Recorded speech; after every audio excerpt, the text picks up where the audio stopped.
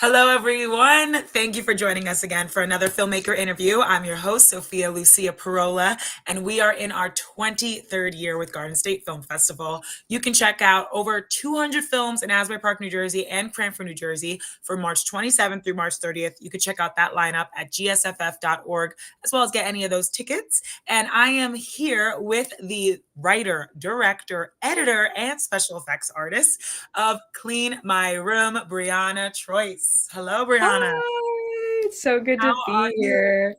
Oh, congratulations. Thank you It's, so much. I'm yeah. I'm so honored. It's great. Oh my gosh. Well, I'm honored I get to talk to you. I love talking to filmmakers, picking apart the artist's brain and seeing how you make Clean My Room. So let's start by just hearing a little bit about the film. What is Clean My Room about? Right. So, Clean My Room is it's a film about a girl named Leith, about 20 years old, who is going on a trip with her friends to California. That all sounds great. The interesting thing that Leith might know about herself is that she has ADHD, undiagnosed.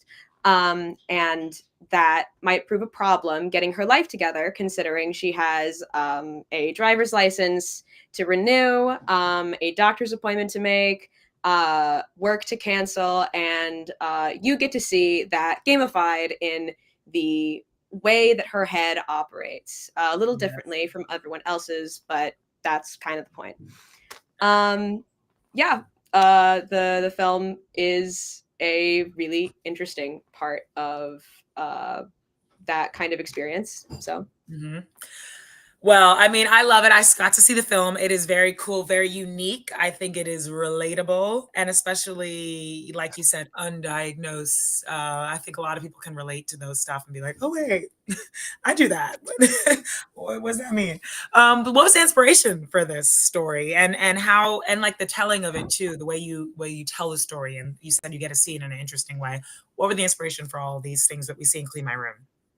well, Sophia, a lot of it happened or started when I went to a therapist when I was about 20 to treat. I felt like I had a lot of anxiety. I don't think I was doing well. And when I talked to her, it sounded more and more to a professional. She said, "Oh, I don't think you have anxiety at all. Do you know what ADHD is?" And I'm like, "Oh yeah, it's like a learning disorder though. I learn fine. I did great in school. I just can't focus." Mm. And that essentially put me on a very long journey of self-discovery and realizing a lot of things about myself that I sort of might have blamed myself for. I might have felt like, stupid or slow, and I thought that I had just a forgetful brain. I couldn't focus on things, and I had to push through a lot of life that way.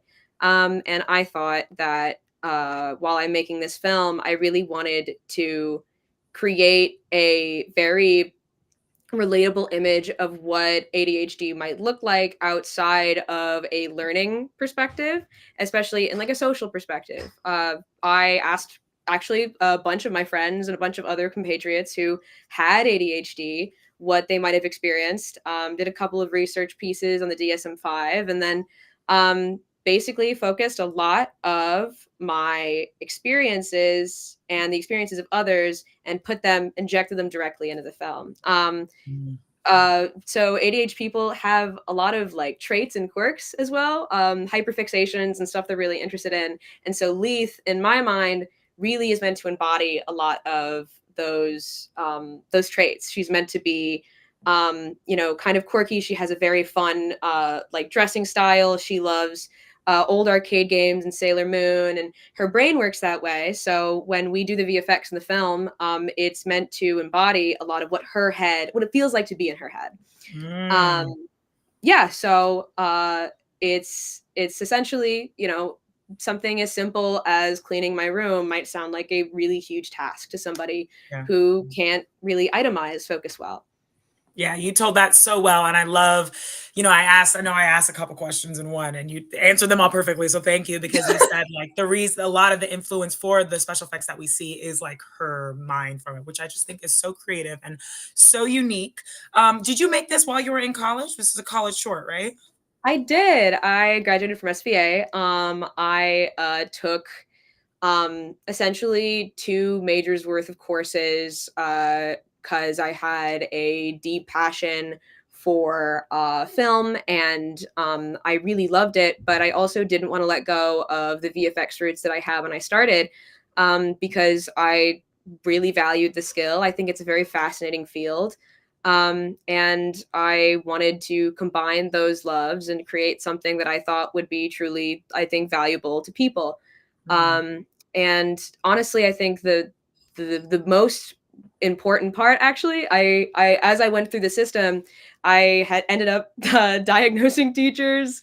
I ended up diagnosing friends, just having really Mhm. important conversations, and it became a very meaningful part of my life.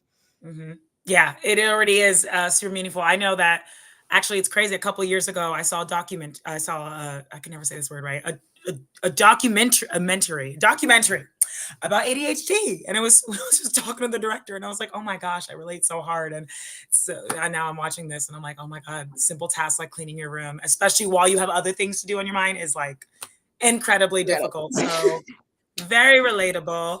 I can understand how people are, kind of opening their eyes from watching this project, which is amazing. Was that like one of the hopes when you were making this, like one of the intentions to kind of open the eyes of some people, or like what was the hopes for making Clean My Room? You know what? I feel that a lot of infomercial-esque or, informative pieces of media, tend to view, s especially disorders, as from the outside perspective, and I think what was very damaging, growing up is identifying ADHD so, child, focused. Mhm, I believe that a lot of the reason why I think I wanted to make Leaf feel very quirky and childlike also because she is meant to identify something that is commonly associated solely with children or like mhm, primary education. As I also wanted her to, I wanted to make her a woman because of how frequently undiagnosed women are with ADHD, and I wanted to tell it strictly from the perspective of her own brain to make it her story. mhm, And I find it so interesting when I actually screened it for our thesis film like showing for my school. I Some people were like, "Oh, it was pretty, it was good. I liked it." And then I remember in the weeks coming after getting texts from strangers just saying like, "Thank you so much," mhm, because I cried at the theater. And to me, that was everything I ever wanted. Like I don't even mhm, care if one in my mind, I don't care if maybe one person watches it as long as that person mm. gets something out of it if they feel seen in some way because there's a lot of people that don't get that. Yeah, absolutely. I love the representation and yeah, showing things that aren't always told, truthful stories on screen. So I want to talk about how, like, because you wore all these hats, right? You were writer, director, you did the visual effects, you edited it. What did that script kind of look like? Did you know what these special effects that you were going to use, not special effects, but visual effects that you were going to use after? Did you know what that was going to look like prior? Was that something you kept in mind while directing, while filming, or did it kind of come during in the editing process? I would say I really love when VFX is obvious. There's a very specific way that VFX artists talk about VFX where they say, if you don't notice it, you won.